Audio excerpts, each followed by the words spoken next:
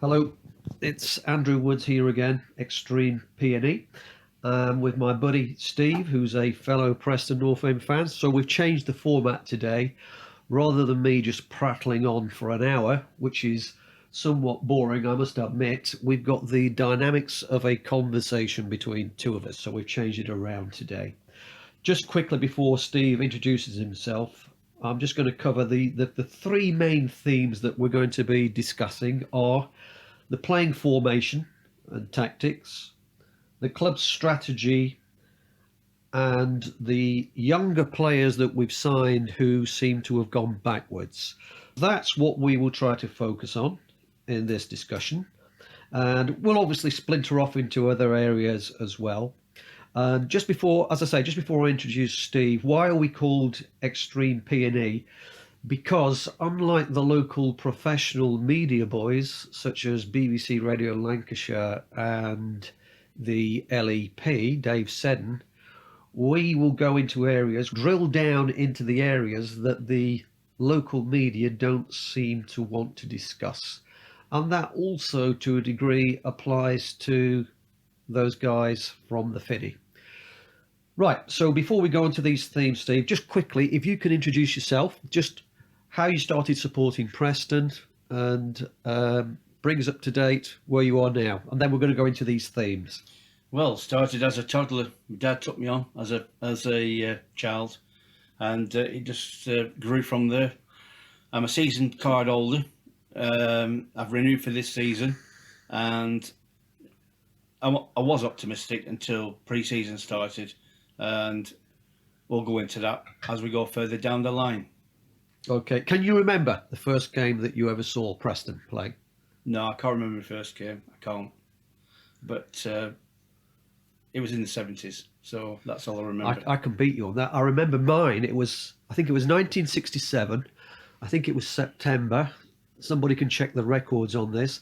The first game my dad took me on was Preston 0, Crystal Palace 0. And I remember vividly at half time, so that was 67. I remember vividly at half time, they played the Beatles, All You Need Is Love. How about that? Second game after that one was Preston 0, QPR 2. And again, the word vivid comes to mind. I can remember a certain number 10, bushy-haired guy, unbelievable skills, destroyed us on his own, Rodney Marsh, who went to play for England. So that was Preston 0, QPR 2. There you go. We've been reminiscing just a little bit there, and that's a little bit of background about us. In view of the years we've been supporting this club and what we've been through, I think we are entitled. We've endured enough to be able to say what we actually think about this club. Yeah, fast forward to 2021 season. Okay, that's what we're going to do now. And the first theme we're going to discuss is Frank McAvoy's current playing formation tactics. I'll just make one point, Steve, and then you're going to jump in on this, please. He's alluding to the fact that we're playing 3-5-2, which initially, to the uninitiated, sounds quite exciting. However, when you drill down into that, what you find out you're actually using is a 5-3-2 system. Why? Because you've actually, and all Preston fans listening now can check this out, you've selected 5 predominantly defenders. All this nonsense about wing backs I don't swallow. This is where the full backs, as I call them, are supposed to be advancing over the halfway line and attacking. The reality is that those players, those wing backs, laughingly called wing backs, are primarily defenders. The moment they are confronted by the whites of the eyes of a defender, they will do one of two things. They'll either turn around and pass the ball back 10 yards, or they'll pass the ball inside, sideways. In other words, they're not going to go forward. That's my initial reaction to 3-5-2. It's not 3-5-2, it's 5-3-2. Without any conventional wingers, which is what Steve and I like to see, real attacking wingers who can dribble past players and get you on the edge of your seat. Steve, what do you think?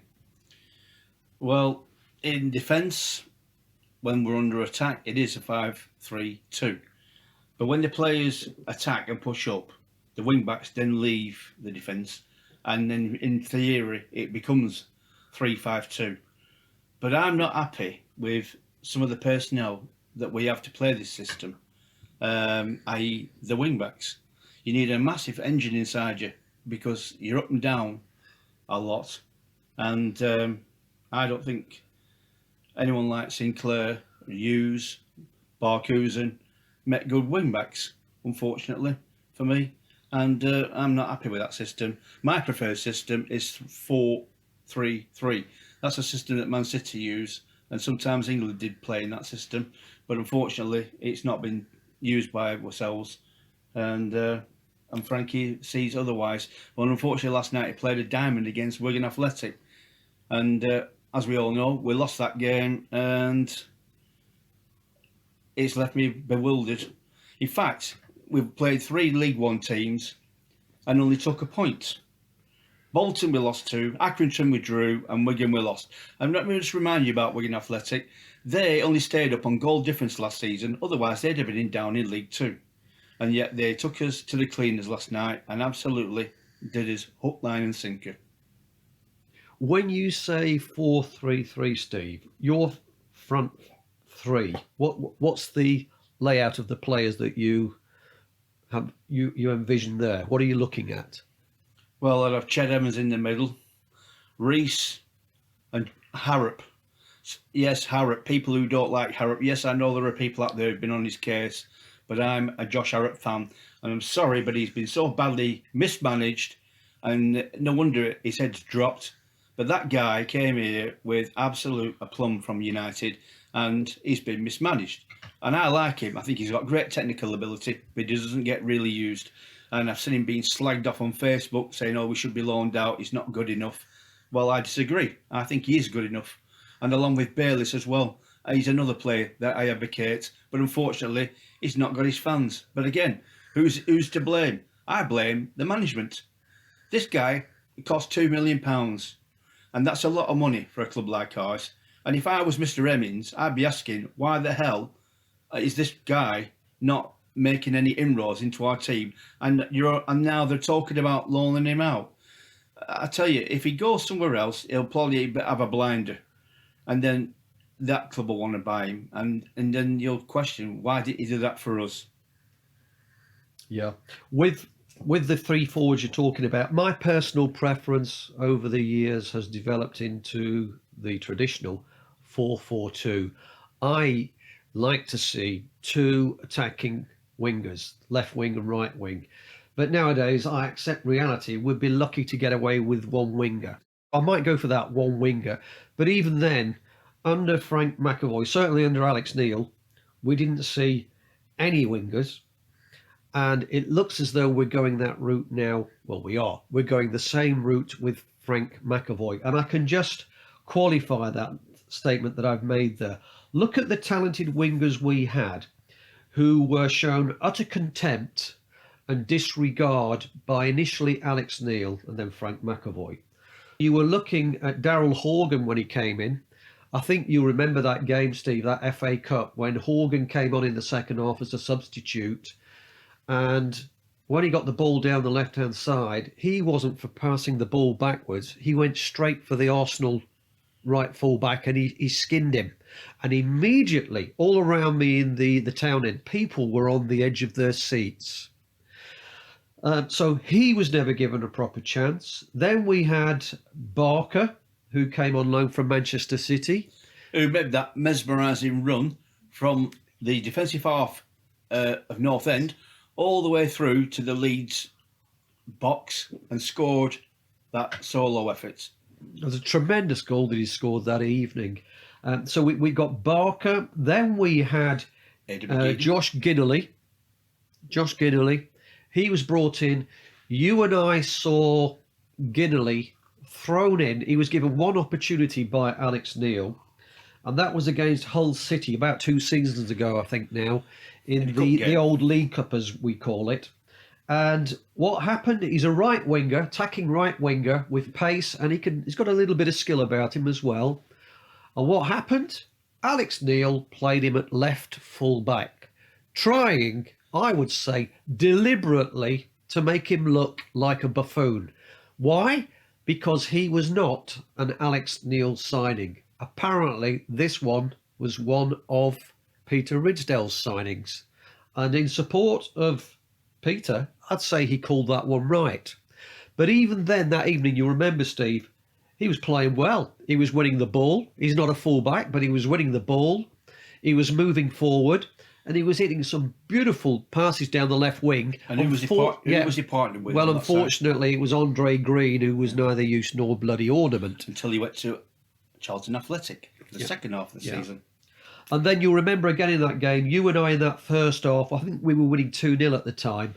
We were both commenting to each other how enjoyable it was to watch that midfield that was containing Bayliss and Harrop, and they were highly mobile, they were fluid, they were fast, they were interchanging, and there was something to build on there. But what happened after that game? We never saw them playing again together. Yep, it was, and then it became the Gerard Bowen show in the second half when Hull introduced him on as a sub. Then he destroyed us. Single-handedly, yeah. And now look where he is. Yeah, he's down at West Ham now. I personally think Bowen is going to play for England at some stage. He's got such skill. And that's an interesting one, that. Hull City, did you know this? Hull City picked him up as a free transfer from Hereford United. That asked the question, Hull City, where were our scouts? What was our scouting system do when we missed out on somebody truly outstanding like that? Well, speaking of scouts, who is our new identifying talent person that we've got from Barnsley? Well, that's beat, but we're going to cover that in a moment. Just getting back to the playing formation, we're both agreed we're basically going to be subjected to 5-3-2 for most of the season, and occasionally Frank McAvoy is going to switch into 4-3-3. You think that's the way it's going to go? The fact remains, in all the pre-season games, apart from Bamber Bridge, we haven't scored a great deal of goals. So there is a problem going forward that we're not scoring goals. Be it the personnel that is picked for the game. And before you lot, like you do on Facebook, say it's all about getting minutes in your legs and it's only pre-season. Well, I draw a lot from pre-season games. And if I was Hull City, I'd be rubbing my hands next Saturday thinking there could be a very easy 3 points in the cards here because Preston North End are not firing on all four cylinders at the moment. And the lack of transfer activity regarding the striker is just bewildering. I just can't believe that we're just having a look at someone who played for Bamber Bridge and we're giving him a trial and that's all we can do at the moment. It really does beg a belief what the owner and Peter Ridsdale think that we need. He sits there and watches all these games, and I just can't believe that what he's seeing and what we're seeing, and they're not doing anything about it with just 7 days to go before the season kicks off. It's worrying, very worrying.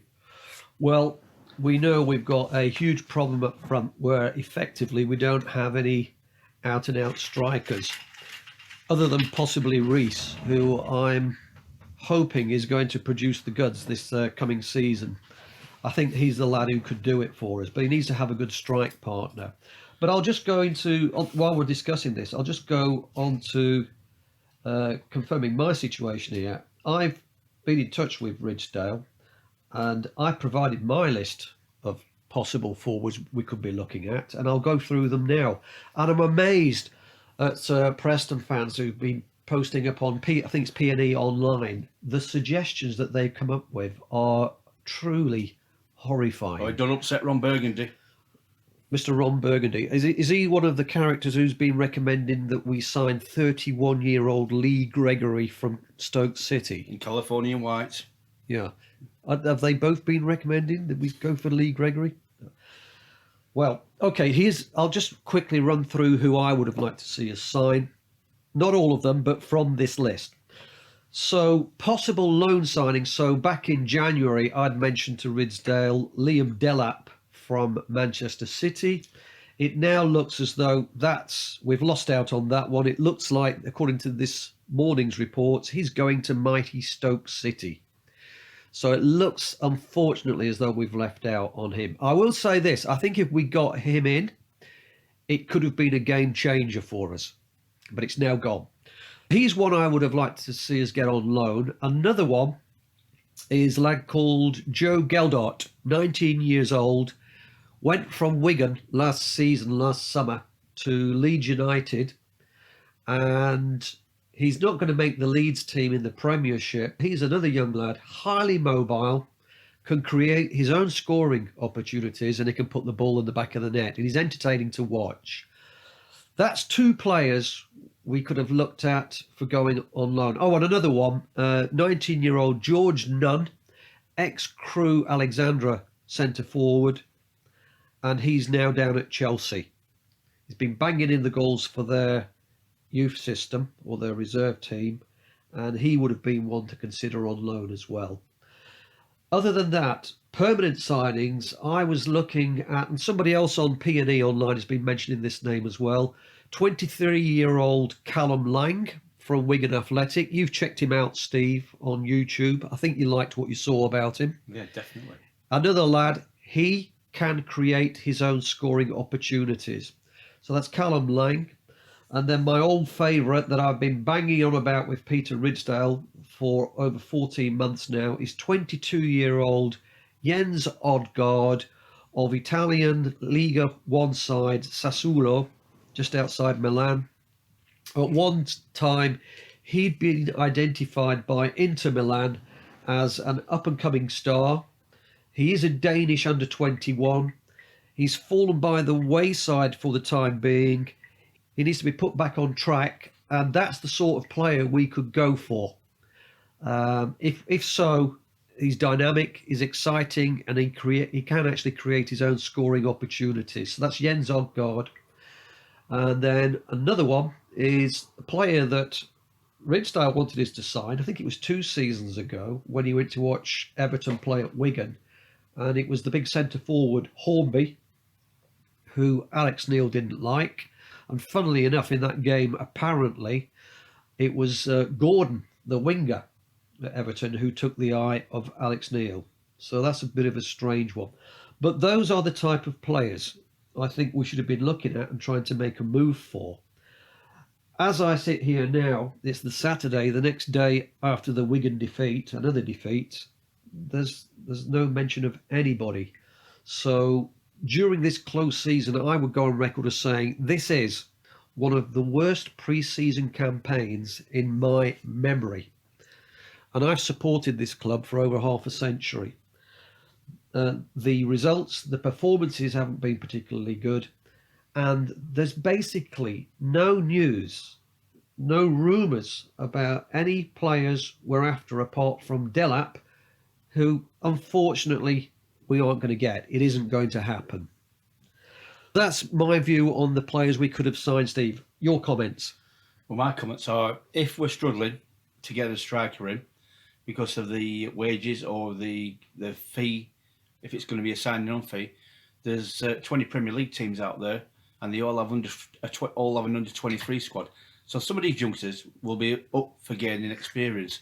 Surely there must be one or two that we can ascertain and ask if we can loan.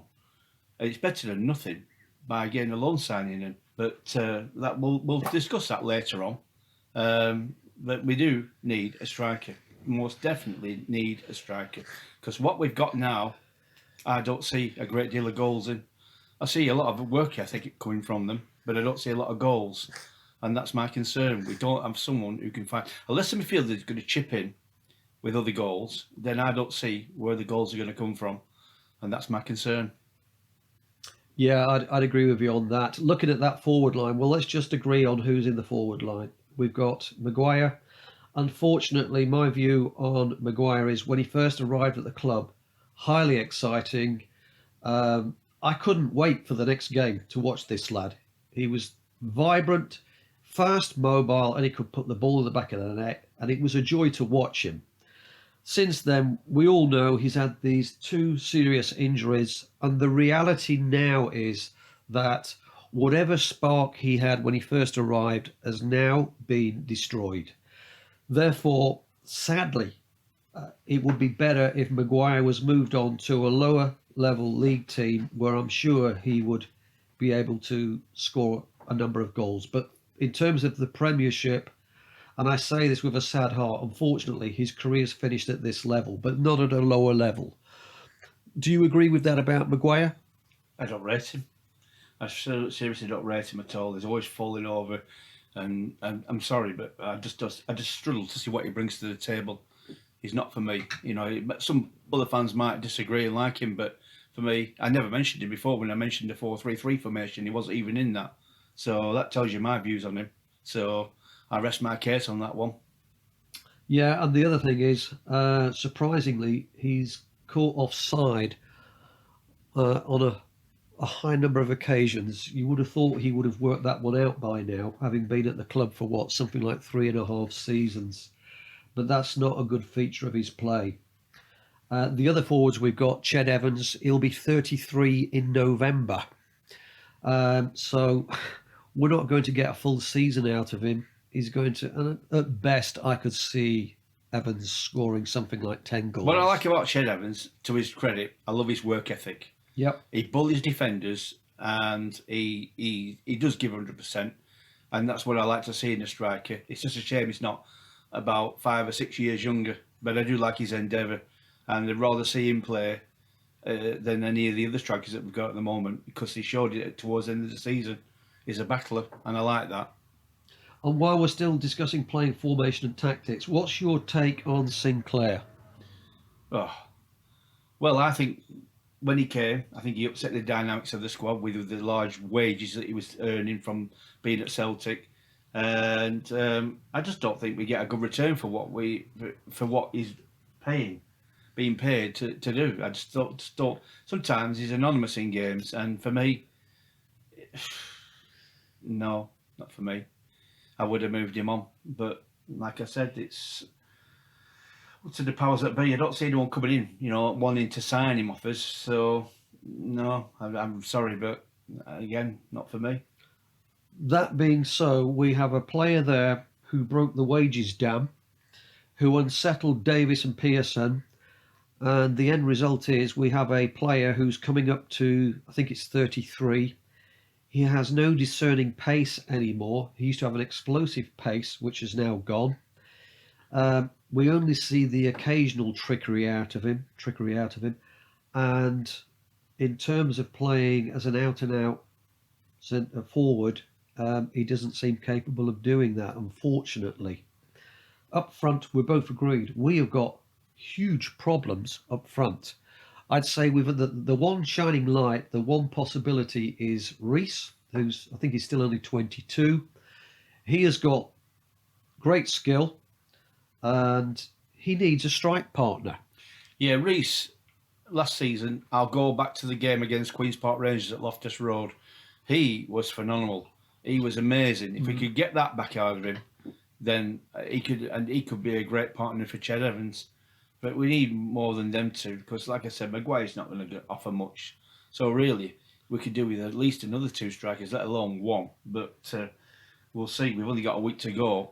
And even Daniel Everson, where the hell's he? The goalkeeper. I mean, Hudson and Ripley, sorry, not good enough. Time to pack your bags, boys. You're stealing a living. Not good enough. Anything else to say on playing formation tactics before we move on to the next theme, which will be those younger players we've signed or produced who've gone backwards? That's what we're going to discuss next, and we'll go on to that one. Yeah, okay. I'll just outline this for you here. With the youngsters, the younger players we've signed or came through the youth system, I've got the list here of Story, first season, outstanding.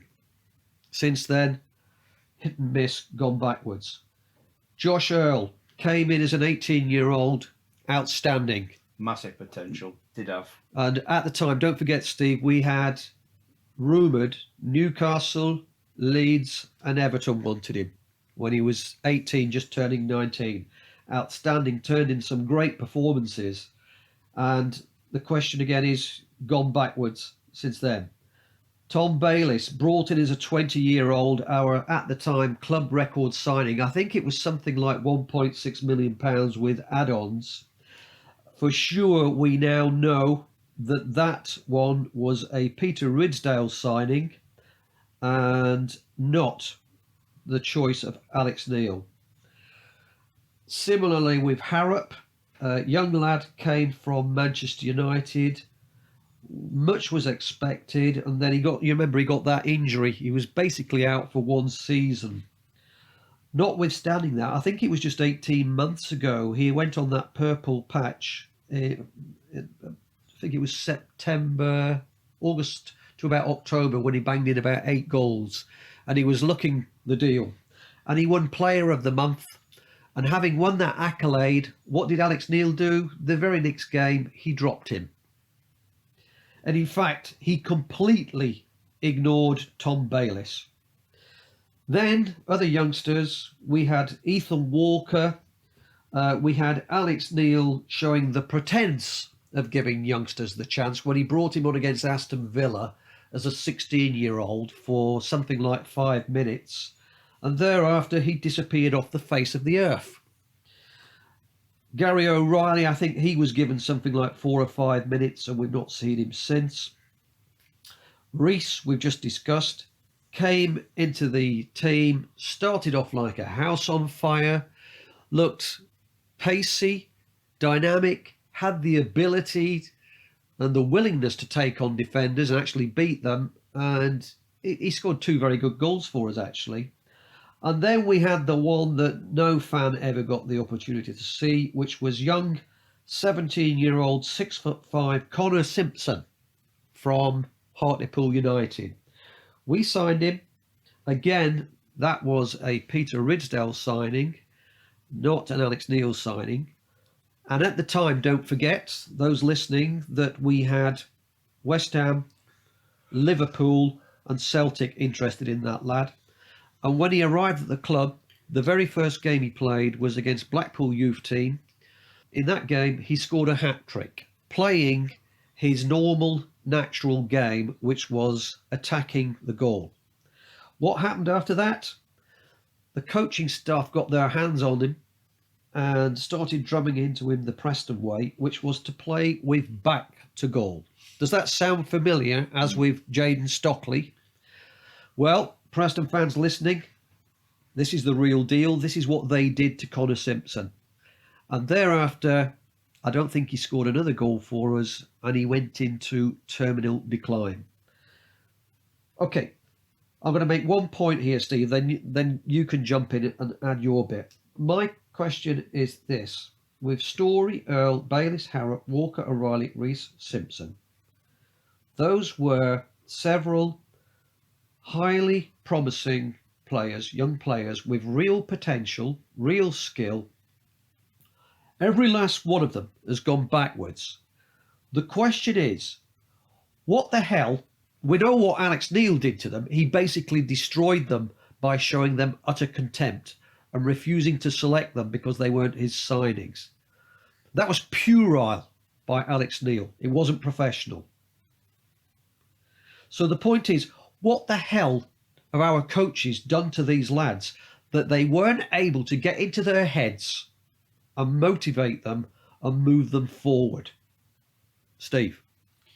Well, obviously there's favourites there, but to train all week and then just be cast aside and not picked even in the squad, and week after week, think about it, it's very demoralising, and therefore it can impact on your mental health.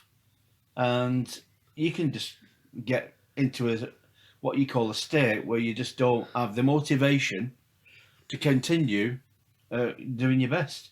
And I do think that this has happened to some of these players that you've mentioned, and they've just kind of lost that spark that they had when they first came, because they had such a potential when they arrived.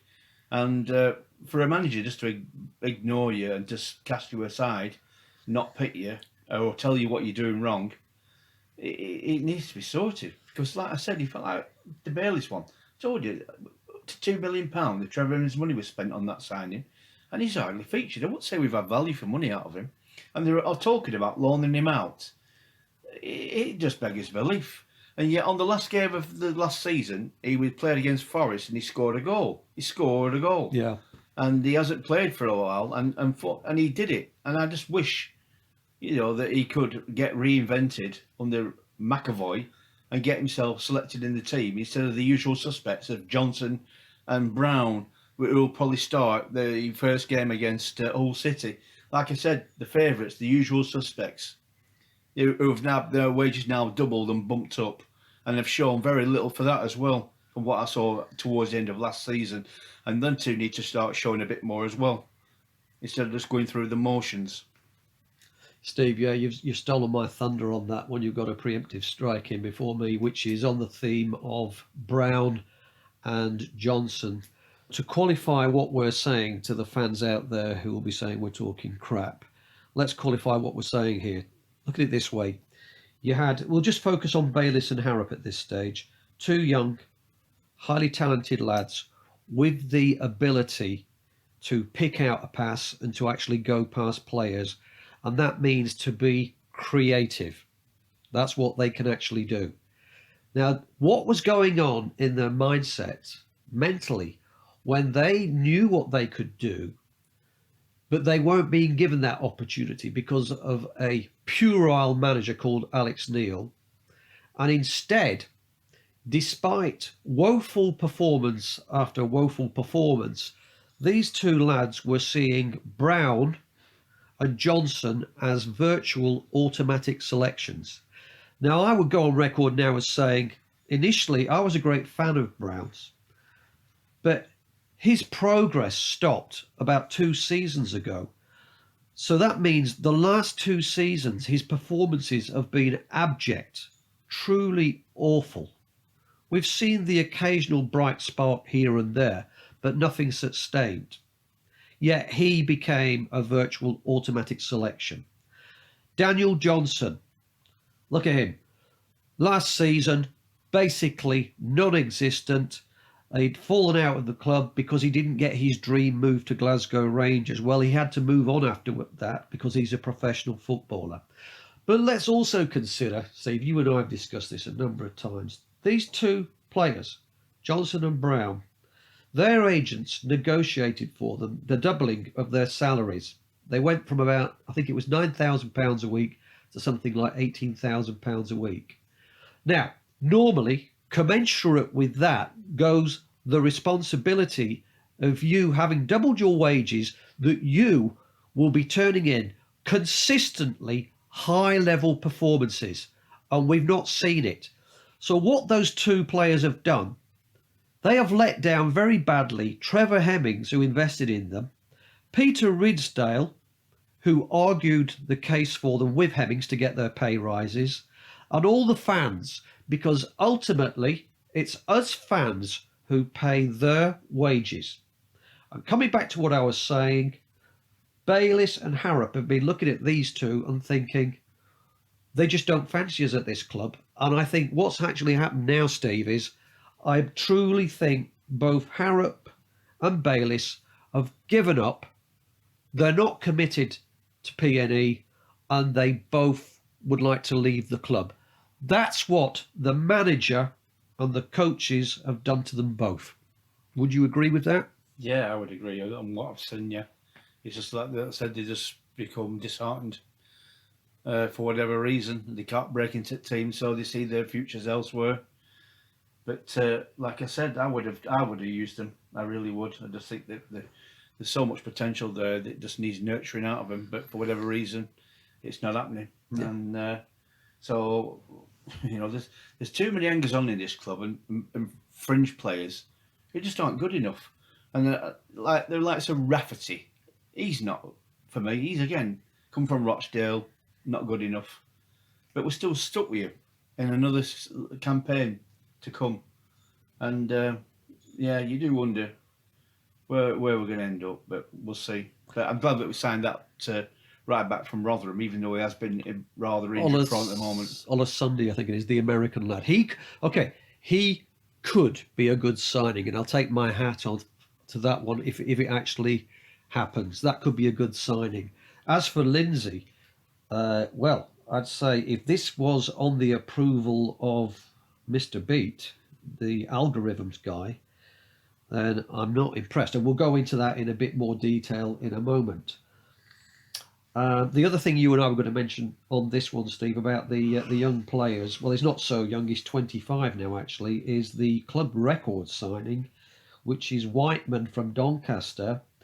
My take on this is I'm not yet convinced about this guy, and this is somebody, let's put it again into context.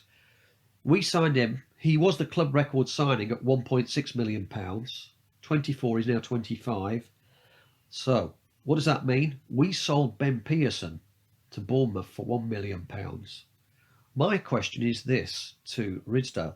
What the hell are we doing spending £1.6 million on a midfielder from Doncaster, the division underneath us, when we just given away arguably one of the best midfielders we've ever had in my time watching the club, Ben Pearson, to Bournemouth for a truly pathetic £1 million. Are you convinced about Whiteman with what you've seen so far? Not as yet, no. But going back to Pearson and Ben Davies, perhaps if we'd have offered them the money that Johnson and Brown were going to get, they might have kept them. But to let their contracts run down the way they did was just criminal. And I'm sorry, Peter Ridsdale, if you do hear this, the buck stops with you. This should have been dealt with a lot sooner, and you let their contracts run so far down that they went for peanuts to absolute stellar players that this club had, and now we missed those two players. It shows in all the performances how much we missed them. Yeah, it's not a good situation to be. And that point that you've just made there dovetails very nicely into the last basic theme we want to cover, which is the club strategy. Again, I'll just kick off here, Steve, and then I'll let you run riot on what you want to say about it. The situation is the club has now been out of the top flight for just over 60 years. That is a lifetime that we have not seen top flight football at Deepdale, which is remarkable that we're still pulling gates of 10,000. I wonder sometimes what the likes of Everton, Manchester United, City and Liverpool will be getting if they'd been subjected to the types of player we've had to endure over the years and the humiliation of finishing 91st out of 92 league clubs. Would they be pulling in 10,000? I'm not so sure. That then is the history of what we've had to experience. But in terms of the club strategy, Peter Ridsdale has shocked me because originally he came from a high profile with top 100 footsie type companies, and I thought he would be showing a lot more savvy than he has done. And let me qualify that statement. It's my allegation that he has totally failed to make the club self-sufficient. We are, as I sit here talking to you, Steve, we are still wholly dependent on Trevor Hemmings pumping in £6 to £7 million every season to keep the club going. And most of that money, we know, we've discussed this, is being pumped into highly inflated wages. What should have happened is, rather than departing from my age-old preference for the trader concept, which is identify young emerging talent from the lower divisions and the Premiership, sign, develop, sell. So ideally, with that theme, you identify these players at 19, 20. You keep them for 3 years. The first year they are they're settling in. The second year they're developing. The third year they're delivering, and they've attracted the attention of the big boys, and that's where the big money comes in. And this is the mistake that was made with Ben Pearson and Ben Davies when I pleaded with Ridsdale to sell them both at the age of 24. If he'd done that, minimum, the club would have received £20 million. And then what do? We give a chunk of that back to Trevor Hemmings, and the rest of it we reinvest in repeating the cycle. Young players signed, developed, sold, reinvested. Does that strategy sound familiar to you, Steve, with a certain club who went up into the Premiership? Yeah, it's called the Brentford model. That is the way forward. Yeah, Brentford, who actually signed players from Europe, as well as a smudging of English players as well, and the fusion that created has worked wonders. And they've always been knocking on the door. And another club that's going to go that way, I see that with Barnsley. Though they've changed the manager, once again they've been buying players from the Europe, and again I think they'll have a good season. Well, the suggestion was from Peter Ridsdale himself that there would be a lot of movement in the club this pre-season. That was inbound and outbound, but I've not seen it. Have you? No, I've not seen anything. And so, laughingly, I sent a text to Peter Ridsdale last night. I hope you listened to this, Peter, because I asked a very simple question.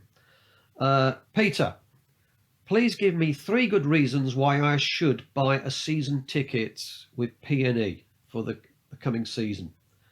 And the response so far is nothing, not a word. Now, that's probably because I've upset him recently.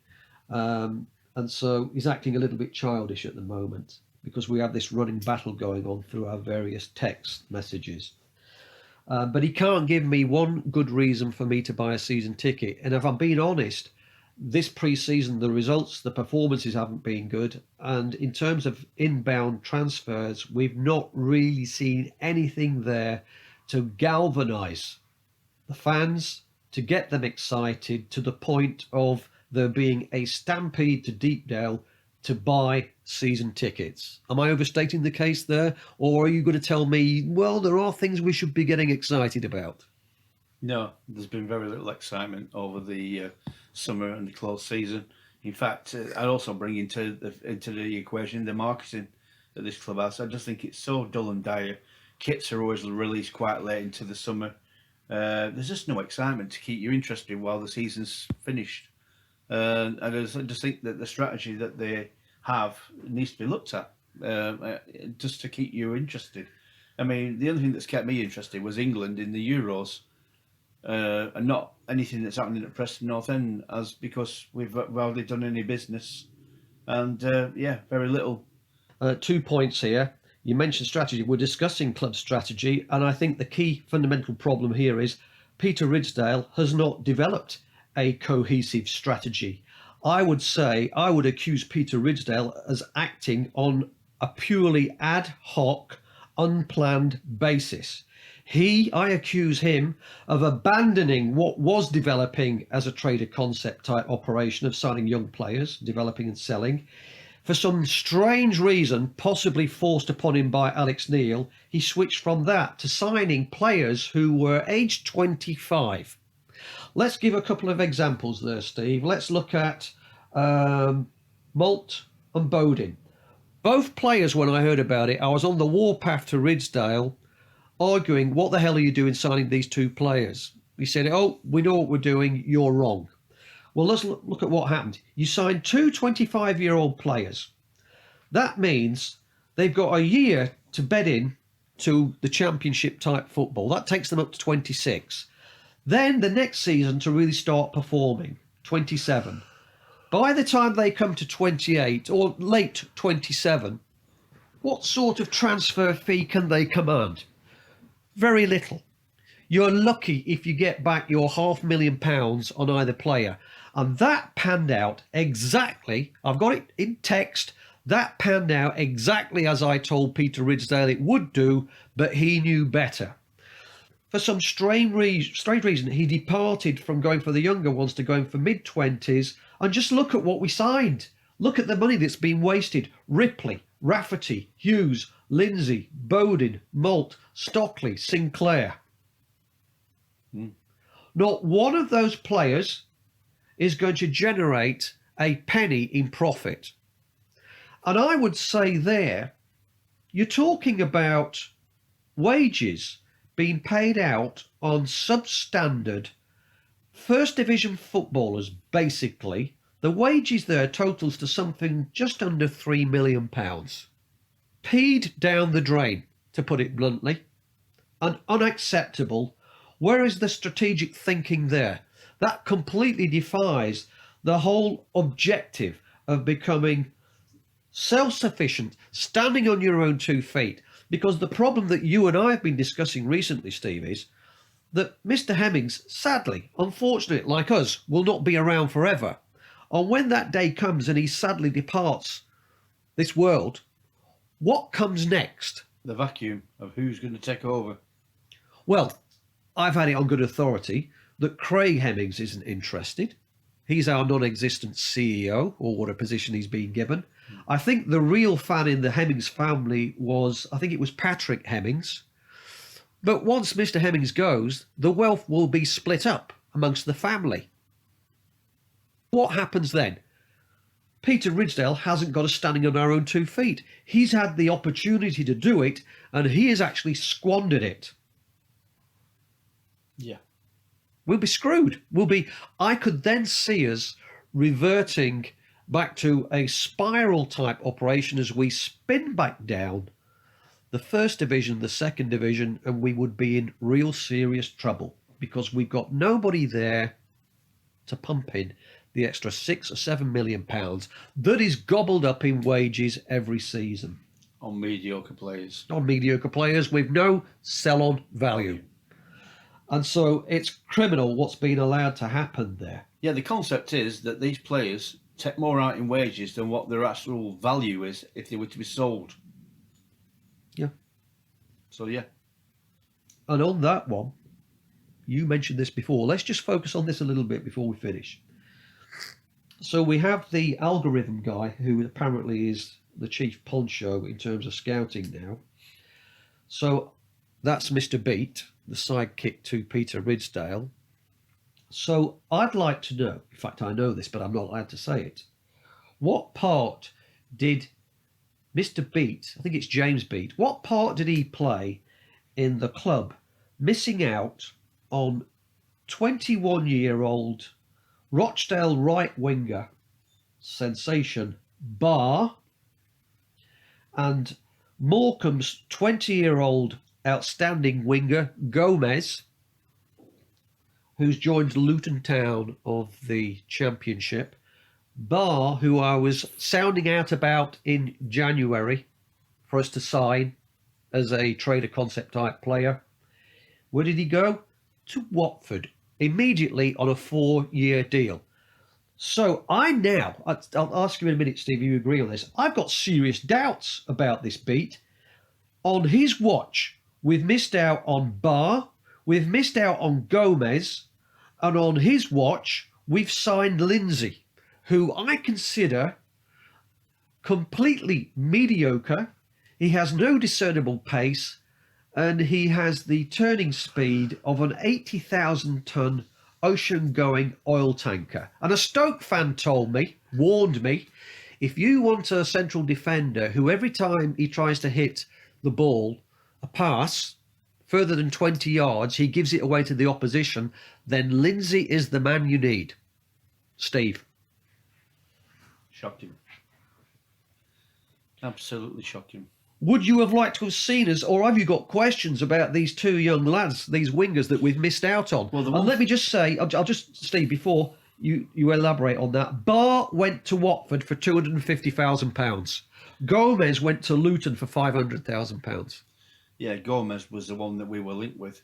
And for whatever reason, Luton have come in and snatched him right from under our noses. And how far is Morecambe from Preston? 24 miles. Yeah, and how far is Morecambe from Luton? About 240 miles. So Luton were obviously watching, and we just dilly-dallied, stood still, and he was gone. On that one with Gomez, I've spoken to Peter, well, not spoken to him, but I've been texting him. I know the full story behind it, and I'm not allowed to discuss it in open. Suffice to say, if you Preston fans knew the real story, you would go ballistic. I'm not saying any more. And I hope I'm wrong about Beat. I hope that over the next couple of weeks, he's going to come up with some real gems, young gems for us. And if he does that, if he pulls that off, I'll be the first to take my hat off and say, young man, Well done. You've pulled it off. Congratulations. But so far, I'm not seeing it. Yeah, come on, Mr. B. Get your ass over to Europe and start doing some looking and scouting over in Europe, like Brentford have done, and see if you can come up with a gem. That's the situation on the club strategy. To conclude, to summarise that, we've got Ridgedale, who basically hasn't developed a strategy. He's operating on a day-to-day basis ad hoc, which really shocks me considering the background that he's come from. And for you Preston fans listening, I've challenged Peter Ridgedale to come on my XtremePNE podcast, where we drill down into the real issues. We go much further and say things that the local media boys won't do. We're not saying anything really contentious. We're just calling it as it is, basically. But Peter Ridgedale doesn't want to come on my Tin Pot podcast. So, quite frankly, it doesn't really bother me.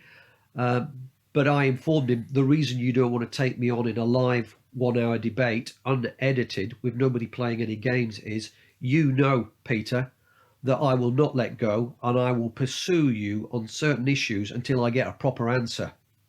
Whereas you just want to be interviewed by your sycophantic local media, Radio Lancs, BBC, LEP or LP, Dave Seddon, who I can't forgive for not going on the warpath about Ty Dolan when I offered him the opportunity to do so.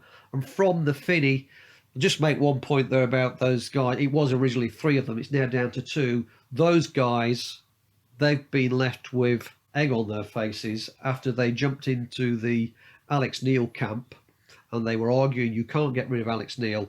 Well, look what happened when we did get rid of him. Albeit, I didn't want McAvoy appointing as the permanent manager.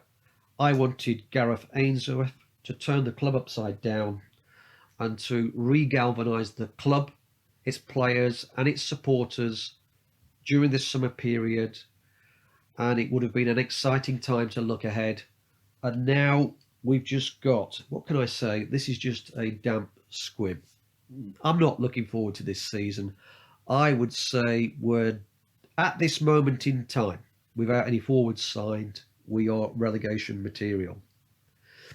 It's up to Peter Ridgedale and James Beat to turn that one around. And I hope they're going to surprise me with some good young signings. I'll make sure about this, Steve. We don't just need one forward. I estimate we need to bring in 2 forwards and we need an out-and-out winger who can actually beat defenders. Maybe we should go back into and get Anthony Gordon from Everton.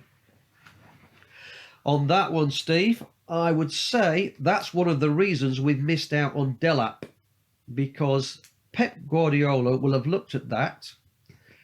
So let's just look at it. Gordon played in the Premiership for Everton, only 20, comes to Preston under Neil, and then McAvoy, laughingly, not good enough for the Preston team. No, he couldn't fit him in because of the system that he plays. Yeah. And was it he takes too many touches? And this was the one that should nail Alex Neil's career. I quote, "The problem with Gordon is he takes too many touches." Let's just explain that. He takes too many touches, as Alex Neil referred to, because he's trying to take players on, retain the ball and dribble with the ball past players and create openings, as opposed to a player being receiving the ball and without looking, turning around and mindlessly thumping it 30 or 40 yards forward. The statement by Alex Neil was unbelievable, really unbelievable. Okay, I think we've covered all the points. We've kept it, 1 hour. This is a 1 hour discussion. And so we've basically covered the key points we wanted to do today. And so we'll see how many Preston fans listen to this. Last time, I must thank those that did actually track it down, because it wasn't promoted by me. And even so, I was able to achieve, it was 1,000 plus listenings, which isn't bad considering it wasn't promoted. But now I've changed the dynamics, because when I listen back, I don't like to listen to my own voice for an hour. It gets a little bit boring. With a discussion, it's more interesting which is why Steve's been brought in today. So we'll see, Steve, if we do another one in the near future. Yep. Okay, and on that, we finish today's discussion.